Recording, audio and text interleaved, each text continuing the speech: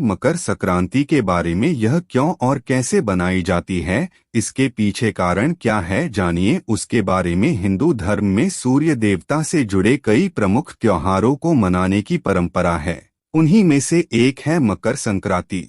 शीत ऋतु के पौष मास में जब भगवान भास्कर उत्तरायण होकर मकर राशि में प्रवेश करते हैं तो सूर्य की इस संक्रांति को मकर संक्रांति के रूप में देश भर में मनाया जाता है। वैसे तो मकर संक्रांति हर साल 14 जनवरी को मनाई जाती है, लेकिन पिछले कुछ साल से गणनाओं में आए कुछ परिवर्तन के कारण इसे 15 जनवरी को भी मनाया जाने लगा है। सूर्य के एक राशि से दूसरी राशि में जाने को ही संक्रांति कहते हैं।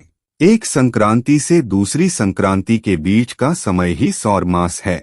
वैसे तो सूर्य संक्रांति 12 हैं, लेकिन इनमें से 4 संक्रांति महत्वपूर्ण हैं, जिनमें मेष, कर्क, तुला, मकर संक्रांति हैं। मकर संक्रांति के शुभ मुहूर्त में स्नान, दान और पुण्य के शुभ समय का विशेष महत्व है। पुराणों में मकर संक्रांति को देवताओं का दिन बताया गया है। मान्यता है कि इस दिन किया गया दान 100 गुना होकर वापस लौटता है।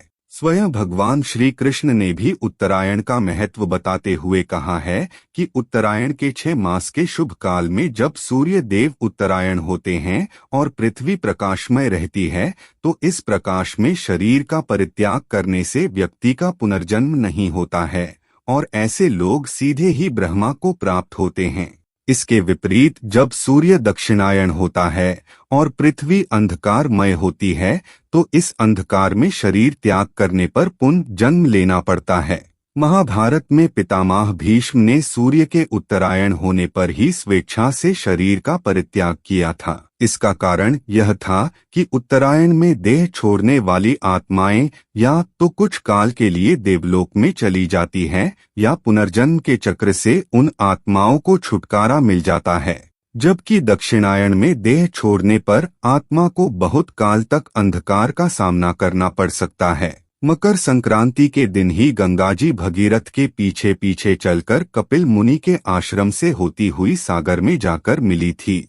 श्रीमद् भागवत एवं देवी पुराण के मुताबिक शनि महाराज का अपने पिता से वैर भाव था, क्योंकि सूर्य देव ने उनकी माता छाया को अपनी दूसरी पत्नी संज्ञा के पुत्र यमराज से भेदभाव करते देख लिया था।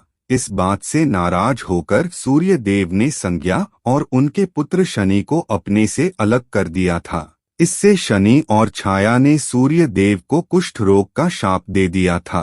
पिता सूर्यदेव को कुष्ठ रोग से पीड़ित देखकर यमराज काफी दुखी हुए।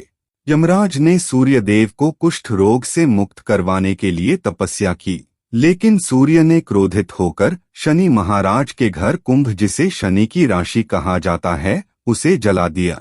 इससे शनि और उनकी माता छाया को कष्ट भोगना पड़ रहा था। यमराज ने अपनी सौतेली माता और भाई शनि को कष्ट में देखकर उनके कल्याण के लिए पिता सूर्य को काफी समझाया।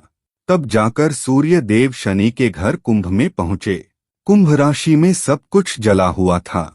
उस समय शनि देव के पास तिल के अलावा कुछ नहीं था, इसलिए उन्होंने काले तिल से सूर्य देव की पूजा की। शनि की पूजा से प्रसन्न होकर सूर्य देव ने शनि को आशीर्वाद दिया कि शनि का दूसरा घर मकर राशि मेरे आने पर धन धान्य से भर जाएगा। तिल के कारण ही शनि को उनका वैभव फिर से प्राप्त हुआ था, इसलिए शनि देव को तिल प्रिय है। इसी समय से मकर संक्रांति पर तिल से सूर्य एवं शनि की पूजा का नियम शुरू हुआ। यह एकमात्र ऐसा त्योहार है जिसे संपूर्ण भारतवर्ष में मनाया जाता है, चाहे इसका नाम व मनाने का तरीका कुछ भी हो। हिंदू धर्म में माह को 2 पक्षों में बांटा गया है, कृष्ण पक्ष और शुक्ल पक्ष। ठीक इसी तरह से वर्ष को भी 2 अयनों में बांटा गया है, उत्तरायण और दक्षिणायन। यदि दोनों को मिला दिया जाए तो 1 वर्ष पूर्ण हो जाता है। मकर संक्रांति के दिन से सूर्य की उत्तरायण गति प्रारंभ हो जाती है, इसलिए मकर संक्रांति को उत्तरायण भी कहते हैं। हिंदू धर्म की मान्यताओं के अनुसार इस दिन भगवान विष्णु ने असुरों का अंत कर उनके सिरों को मंदार पर्वत में दबाकर युद्ध समाप्ति की घोषणा की थी। इसलिए इस मकर संक्रांति के दिन को बुराइयों और नकारात्मकता को समाप्त करने का दिन भी मानते हैं। उत्तरायण को देवताओं का दिन अर्थात सकारात्मकता का प्रतीक माना जाता है। इसीलिए इस दिन जप, तप, दान, स्नान, श्राद्ध, तर्पण आदि धार्मिक क्रियाकलापों को विशेष महत्व दिया जाता है। अनेक स्थानों पर इस त्योहार पर पतंग उड़ाने की परंपरा प्रचलित है। लोग दिन भर अपनी छतों पर पतंग उड़ाकर हर्षोल्लास के साथ इस उत्सव का मजा लेते हैं। विशेष रूप से पतंग उड़ाने की प्रतियोगिताएं भी आयोजित की जाती हैं।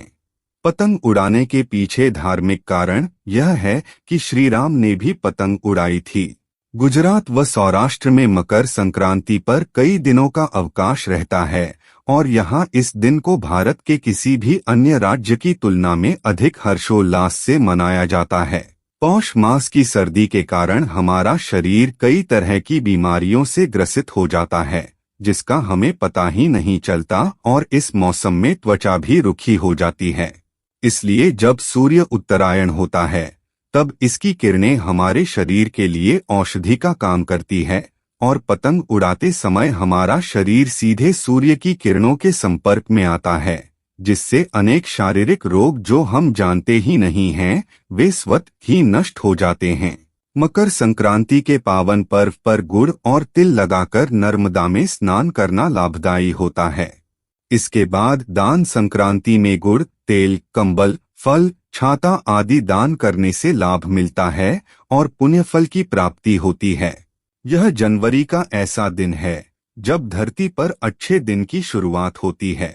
ऐसा इसलिए कि सूर्य दक्षिण के बजाय अब उत्तर को गमन करने लग जाता है। जब तक सूर्य पूर्व से दक्षिण की ओर गमन करता है तब तक उसकी किरणों का असर खराब माना गया है, लेकिन जब वह पूर्व से उत्तर की ओर गमन करने लगता है तब उसकी किरणें सेहत और शांति को बढ़ाती हैं। भारतीयों का प्रमुख पर्व मकर संक्रांति अलग अलग राज्यों, शहरों और गांवों में वहां की परंपराओं के अनुसार मनाया जाता है। इसी दिन से अलग अलग राज्यों में गंगा नदी के किनारे माघ मेला या गंगा स्नान का आयोजन किया जाता है। कुंभ के पहले स्नान की शुरुआत भी इसी दिन से होती है। मकर संक्रांति त्योहार विभिन्न राज्यों में अलग अलग नाम से मनाया जाता है। उत्तर प्रदेश में मकर संक्रांति को खिचड़ी पर्व कहा जाता है। सूर्य की पूजा की जाती है। चावल और दाल की खिचड़ी खाई और दान की जाती है। गुजरात और राजस्थान में उत्तरायण पर्व के रूप में मनाया जाता है। पतंग उत्सव का आयोजन किया जाता है।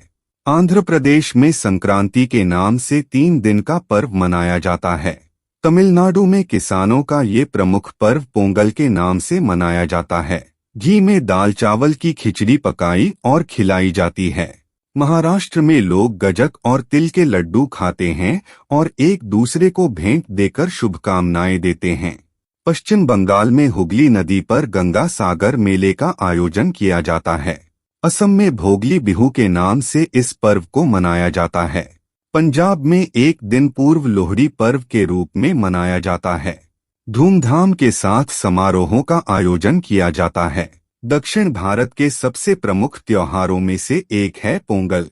यह मुख्य रूप से तमिलनाडु और आंध्र प्रदेश, कर्नाटक और केरल में मनाया जाता है। पोंगल नई फसल की आवक होने पर खुशियां मनाने का त्योहार है। 4 दिन का यह त्योहार हर साल जनवरी महीने के मध्य में आता है।